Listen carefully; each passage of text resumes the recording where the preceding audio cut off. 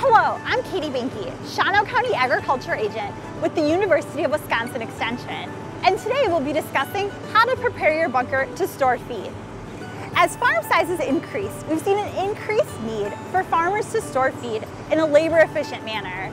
To meet this challenge, farmers have turned to bunkers and pile silos as a way to store feed, large amounts of feed, which can be emptied easily with a front-end loader. We recognize that each farm is unique and faces different requirements and restrictions when packing, covering, and feeding from a bunker, silo, or pile. This video highlights the University of Wisconsin Extension's recommendations developed by biological systems engineers, forage specialists, and county agriculture agents. These methods are research-based and proven to be safe and effective methods to store, manage, and feed forages to cattle. Proper bunker management begins before the crops are even brought in from the field.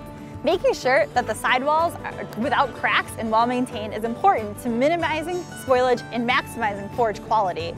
It's just like your kitchen at home. It's important to make sure that the area is well cared for and kept clean to ensure maximum shelf life of the product. This is important whether you're using a bunker or a pile silo. Concrete is a pervious material that allows oxygen to pass through it at a slow rate. This oxygen can result in spoilage of silage during the storage period. Where you have concrete that has cracks in it, the oxygen transfer rate is much higher through those cracks than it is through the concrete itself. And so it's important to make sure that the concrete is patched before we fill the bunker silo. One thing that we do to help even reduce the permeability of the concrete even more is to line the walls with plastic.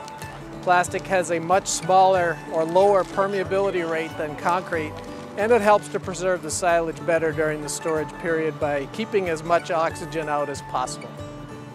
Okay, you need to select the plastic width long enough to reach across the concrete floor, up the wall, and then over the silage when we get the storage full. So we'd like to have about 3 feet on the ground, and in this case we have about a 10-foot wall, and then when we get to overlap on top of the silage, we'd like about a 4-foot section. So that adds up to 3 plus 10 plus 4 is about 17 feet of plastic width cut before we locate it on the floor in preparation of covering the wall.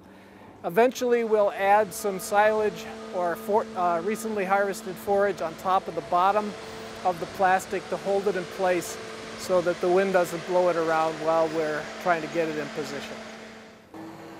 One of the concerns about putting plastic on the wall is draping the plastic over the sharp edge of the concrete, possibly causing punctures in the plastic by the concrete edge.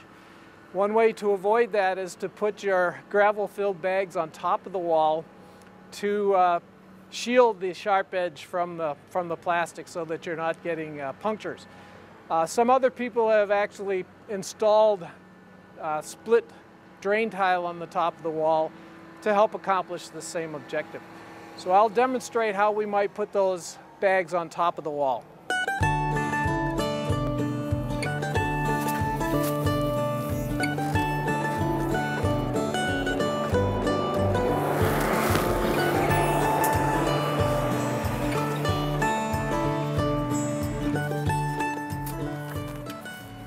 It's important to use a proper ladder for safety reasons when doing this.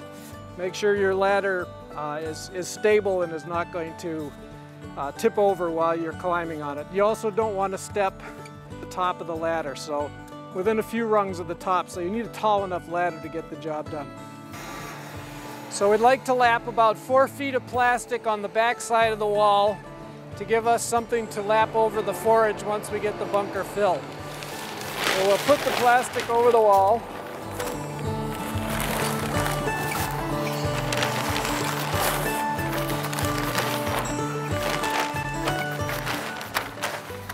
And then we'll hold it in place with the gravel-filled bag.